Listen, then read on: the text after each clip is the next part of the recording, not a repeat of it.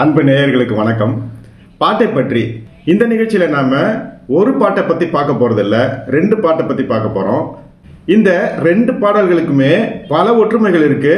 இந்த ரெண்டு பாடல்களுமே ஒண்ணுக்கொன்னு ஒரே சந்தத்தில் எழுதப்பட்ட பாடல்கள்.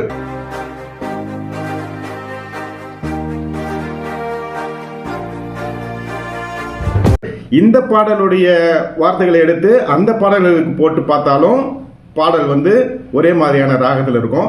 அந்த பாடலுடைய ராகத்துல இந்த பாட்டுக்கு எழுதப்பட்ட வார்த்தைகளை எடுத்து போட்டாலும் அந்த பாடலுக்கு கச்சிதமா பொருந்தும். அப்படிப்பட்ட ஒரு ரெண்டு பாடல்களை பத்தி தான் இன்னைக்கு வீடியோல நம்ம பார்க்க போறோம். இந்த ரெண்டு பாடல்களுமே இசைஞானி இளையராஜா இசையமைத்து அவரே பாடிய பாடல்கள். இந்த ரெண்டு பாடல்களுமே காவிய கவிஞர் வாலி எழுதிய பாடல்கள். இந்த ரெண்டு பாடல்களுமே சோகமான சுச்சுவேஷனுக்காக அமைக்கப்பட்ட பாடல்கள். திரைப்படத்துக்கு பாட்டு எழுதுறதுல ரெண்டு வகை இருக்கு. ஒன்னு இசையமைப்பாளர் கொடுக்கிற டியூனுக்கு வார்த்தைகளை போட்டு கவிஞர் எழுதுறது ஒரு வகை. இன்னொன்னு ஏற்கனவே எழுதப்பட்ட ஒரு பாட்டுக்கு இசையமைப்பாளர் டியூன் போடுறது இன்னொரு வகை. ஔவையார் பாடல்கள், கம்பர் பாடல்கள், பாரதியார் பாடல்கள் இவையெல்லாம் பாத்தீங்கன்னா ஏற்கனவே எழுதப்பட்ட பாடல்கள். இந்த பாடல்களுக்கு இசையமைப்பாளர்கள் புதுசா ஒரு டியூனை போட்டு அதை சினிமாவுக்கு பயன்படுத்திப்பாங்க. பெரும்பாலும் தமிழ் திரைப்படத்துல பாத்தீங்க அப்படின்னா இசையமைப்பாளர் கொடுக்கிற டியூனுக்கு கவிஞர்கள் பாட்டு எழுதுற வகை தான் அதிகமா கடைபிடிக்கப்படுகிறது. இசையமைப்பாளர் போடுற டியூனுக்கு கவிஞர் பாட்டு எழுதுறதுக்கு வசதியா அந்த இசையமைப்பாளர் என்ன செய்வார் அப்படின்னு பாத்தீங்கன்னா சொற்களே இல்லாத ஒரு சந்தத்தை பாடி காட்டுவார். இந்த பாட்டு இந்த சந்தத்துக்கு ஏத்த மாதிரி கவிஞர் பாட்டு எழுதணும் அப்படிங்கிறதுக்காக ஒரு சொற்கள் இல்லாத சந்தத்தை பாடி காட்டுவாரு. அதுக்கு பேர் தத்தகாரம். அந்த தத்தகாரத்தை மியூசிக் டைரக்டர் பாடி காட்டிட்டாரு அப்படின்னு சொன்னா அந்த தத்தகாரத்துக்கு ஏற்ற சொற்களை போட்டு பாட்டு எழுதுறது தான் கவிஞருக்கு வேலை. இப்படி எழுதப்படுற சில பாடல்கள சில நேரங்களில் நாம கேட்கும்பொழுது இந்த பாட்டு முன்னாடியே நம்ம கேட்ட மாதிரி இருக்கே அப்படிங்கிற ஒரு எண்ணத்தை நமக்கு ஏற்படுத்தும். இந்த பாட்டோடைய பல்லவியும் அந்த பாட்டோடைய பல்லவியும் ஒரே மாதிரி தெரியும். அப்படி இல்லைன்னா இந்த பாட்டோடைய சரணமோ அந்த பாட்டோடைய சரணமோ ஒரே மாதிரி தெரியும். சில நேரங்களில் இந்த பாட்டோடைய பல்லவி அந்த பாட்டோடைய சரணம் மாதிரி இருக்கும், அந்த பாட்டோடைய சரணம் இந்த பாட்டோடைய பல்லவி மாதிரி இருக்கும். இப்படி ரெண்டு பாடல்களையுமே பாத்தீங்கன்னா இந்த பாடலுக்கு எழுதப்பட்ட அந்த வார்த்தைகளை அந்த பாடலுடைய ராகத்துக்கு பயன்படுத்திக்க முடியும். அதே மாதிரி அந்த பாடலுக்கு எழுதப்பட்ட வார்த்தைகளை இந்த பாடலுடைய ராகத்துக்கு பயன்படுத்திக்க முடியும். இப்படி ரெண்டு பாடலுமே ஒரே சாயல்ல எதிரொலிக்கிறது உண்டு. அதுக்காக அந்த இசையமைப்பாளர் டியூனை காப்பி அடிச்சிட்டாரு அப்படின்னு சொல்லிட முடியாது. திரைக்கதையில் வருகின்ற காட்சிக்கு ஏற்ற மாதிரி சோக பாடலோ, காதல் பாடலோ, வீரமிக்க பாடலோ இப்படி அமையும் போது அதற்கு ஏற்ற மாதிரி இசையமைப்பாளர் தத்தகாரத்தை கொடுக்கும் பொழுது ஒரே காட்சி சூழலுக்கு ஒரே வகையான டியூன் அமைந்து விடுவது உண்டு. அப்படி போடப்பட்ட டியூனுக்கு வார்த்தைகள் ஒரே தாளக்கட்டில் அமைந்துரும். அப்படி அமைந்த ரெண்டு பாடல்களை பத்தி தான் இன்னைக்கு வீடியோல நம்ம பார்க்க போறோம். வாங்க முதல் பாடல் என்னன்னு பார்க்கலாம். கும்பகரை தங்கையா என்ற படத்தில் வருகின்ற ஒரு சோக பாடல். இளைய திலகம் பிரபு நடித்திருக்கின்ற இந்த பாடல் காவிய கவிஞர் வாலி எழுதி இசையமைத்து பாடியது இளையராஜா அவர்கள். இந்த பாடல் இதுதான். அம்மா என்னும் வார்த்தை தான் பல அர்த்தம் சொல்கிற வாக்கியம் எல்லோருக்கும். சரி, இரண்டாவது பாடல் செம்பருத்தி என்ற படத்தில் வருகின்ற டைட்டில் சாங். மீனவர்களின் சோகமான வாழ்க்கையை குறித்து வருகின்ற ஒரு பாடல். இந்த பாடலையும் வாலிதான் எழுதியிருக்கிறார். இசைஞானி இளையராஜா இசையமைத்து பாடிய அந்த பாடல் இதுதான்.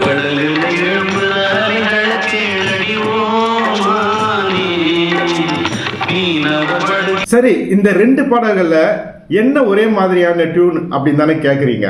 இப்ப நான் ஒரு பாட்டுடைய சரணத்தை இன்னொரு பாட்டுக்கு போடப்பட்ட டியூன்ல பாடி காட்டுறேன். அப்போ உங்களுக்கு அதை புரிஞ்சுக்க முடியும். கும்பகரை தங்கையா படத்துல வருகின்ற அந்த பாடலுடைய சரணம், கன்றுகளை ஈன்றெடுக்க ஆடும் ஆடும் அஞ்சுதா, கர்ப்பத்தடை வேண்டும் என்று தெய்வத்திடம் கெஞ்சுதா என்ற பாடல். அதில் வருகின்ற துணை சரணமும் பாத்தீங்கன்னா, பிள்ளை ஒன்று வேண்டும் என்று எத்தனையோ தாய்க்குலம் கோயில் குலம் சாமி என்று சுற்றி வந்து வேண்டிடும். இந்த பாடல் பாத்தீங்கன்னா அந்த படத்துல எப்படி இருக்கும் அப்படின்னா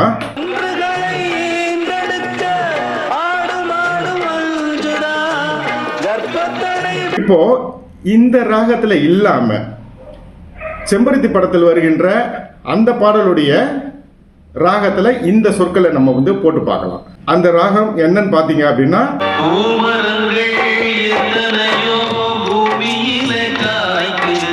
இப்ப இந்த ராகத்துல கும்பகரை தங்கைய பாடலுடைய வார்த்தைகளை நம்ம போட்டு பார்க்கலாம்.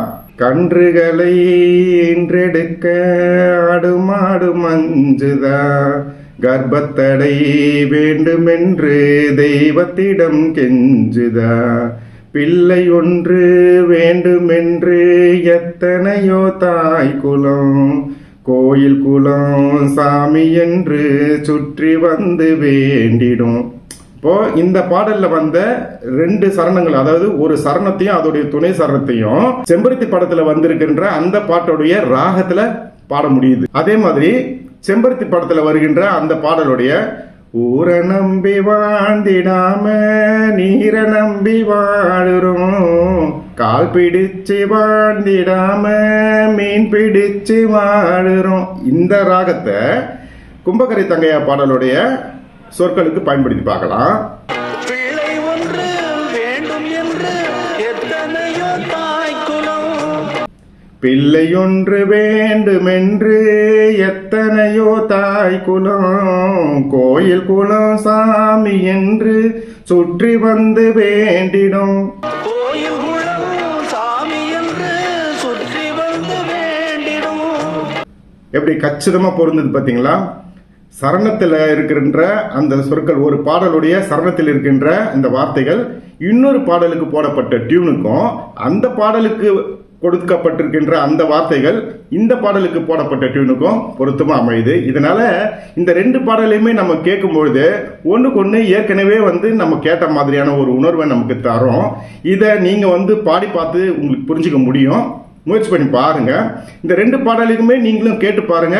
நான் சொன்ன இந்த மெத்தட்ல இதை 2த்தையும் நீங்க முயற்சி பண்ணி பாருங்க. நான் சொன்ன அந்த விஷயம் உங்களுக்கு புரியும்னு நினைக்கிறேன். அடுத்த வீடியோல ஒரு டியூனுக்கு எழுதப்பட்ட 3 பாடல்களை பத்தி பார்க்கலாம். அந்த 3 பாடல்களுமே ஒரே ராகத்துல இருக்கும்.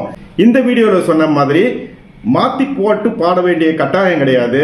எல்லாமே 3 பாடல்களுமே பாத்தீங்கன்னா ஒரே டியூனு 3 பாடல்கள். அது என்ன பாடல்கள் அப்படிங்கறத அடுத்த வீடியோல பார்க்கலாம். நன்றி.